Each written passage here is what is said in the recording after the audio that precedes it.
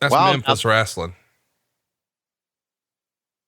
Holy shit, that looked pretty good. Yeah, one of the things I've learned about these Memphis boys and their fire is they don't throw fire, they present the fire. No, I'm being serious. Like if you throw it, it won't go anywhere, but you have to present it. So, these gray rectangles on the left is George South. Right. And on the right is your main man, Cougar J.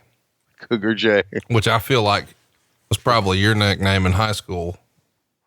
I don't know, but I sure like that hairdo. Stop it with the, You tell me that dude doesn't have Quaaludes and Blue Chew in his jacket. He does. Yes, sir, buddy. All right. Now guess who these ding dongs are going to wrestle? Oh God. Oh, the actual ding dongs. The actual ding. My fucking God. Look at this. It looks worse than I imagined, doesn't it? You know what? Turner Broadcasting should have seen this and should have just gone to black. Somebody in the control room should have said, "Let's go to black." And Klondike Bill is tightening the ding dongs.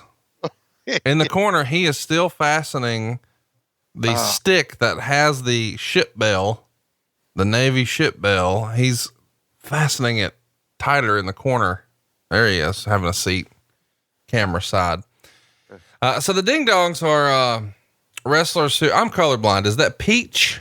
Yeah, it's peach color. So they have peach bodysuits on that have the shape of bells painted all around them. And they've got white boots. And at the bottom, around their ankles are a series of bells. So as they move, there's bells. And then in the corner, one of them looks like he's jacking off constantly. What he's really doing is ringing a bell that's taped to a post.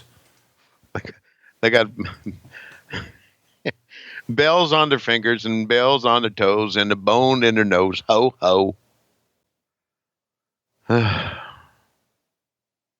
Man, how about the arm drag takedown, man? They didn't make it very long. I guess we should tell everybody they're debuting here at the Clash of the Champions, June 14th, 1989.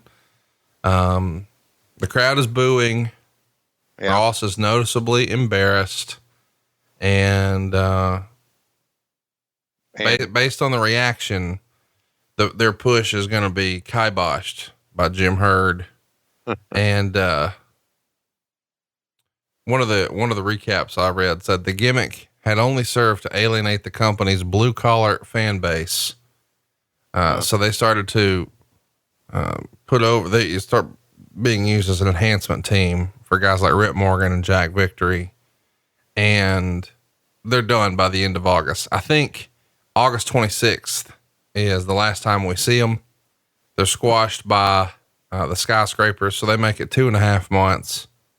And then at the end of the match, they're unmasked and Norman the Lunatic puts on one of the discarded masks. These two guys in here who are working hard, and it's really not fair.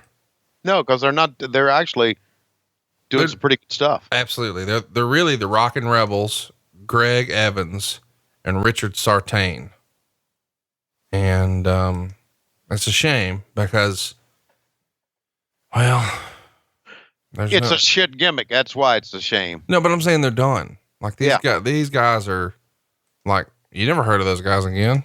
And, nope. and it won worst gimmick in the Wrestling Observer and, all that stuff. But the thing is, I guess it's worth mentioning the Rockin' Rebels had been around for a couple of years prior to this, doing the independents with Jody Hamilton's promotion. And they did fine. Right. Jody Hamilton had a promotion called Deep South and they had pretty good success there. So they're good performers who were worthy of being in this spot, but just this whole ding dong gimmick, this is Jim Herd 101, is it not? It is. It is absolutely Jim Herd 101. And you were talking about how fans shit on it and how the reports in the Wrestling Observer named it the worst gimmick.